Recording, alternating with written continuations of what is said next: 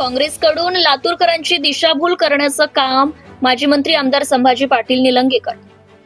निवडणुका आल्यानंतरच काँग्रेसला विकास आणि जनतेची आठवण येते. त्या काळात भूमिपूजने करून पोस्टरबाजी केली जाते. पुन्हा 5 वर्ष काँग्रेसचे नेते गायबच असतात.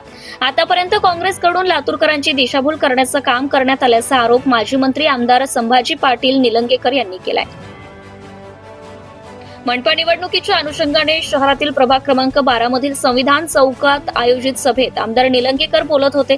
या सभेत माजी खासदार डॉक्टर सुनील गायकवाड, विश्वजित गायकवाड, प्रभारी तानाजी बिरादार, कुमोद लोभे यांच्यासह संघटन सरचिटणीस संजय दोरवे, उमेदवार प्रियंका गायकवाड, दीपाताई गीते, मीना साळुंके व गणेश गोमसाळे, रिहान शेख, सुफी सय्यद, शमशुद्दीन, अखिल अहमद शेख यांची प्रमुख उपस्थिती होती. यावेळी मार्गदर्शन करताना आमदार निलंगेकर म्हणाले की लोकसभा, विधानसभा व महानगरपालिका निवडणुकीची आचारसंहिता लागण्यापूर्वी काँग्रेसकडून पोस्टरबाजी केली जाते. मंजूरही नसलेल्या कामांची भूमिपूजने करण्याचा सपाटा लावला जातो. पोस्टरवर करोडो रुपयांचे आकडे छापून नागरिकांना फसवले जाते.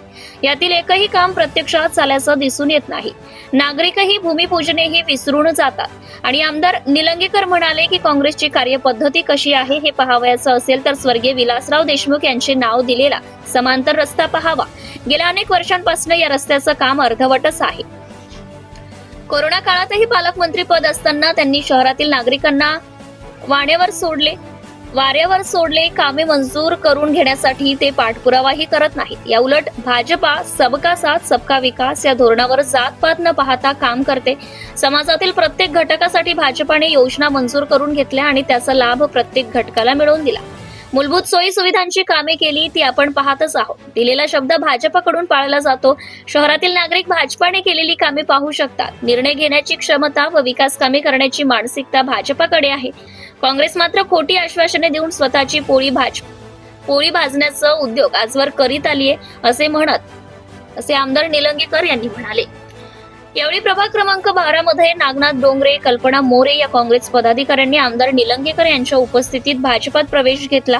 या सभांना अखिल अहमद शेख, फखरुद्दीन हाशमी, इस्माईल सय्यद, मोईन शेख, साबिर सिद्दीकी, रिजवान सय्यद, सुलतान शेख, मोहम्मदिया कुरेशी यांच्यासह मान्यवरांची उपस्थिती होती. Subscribe now and press the bell icon. Never miss an update.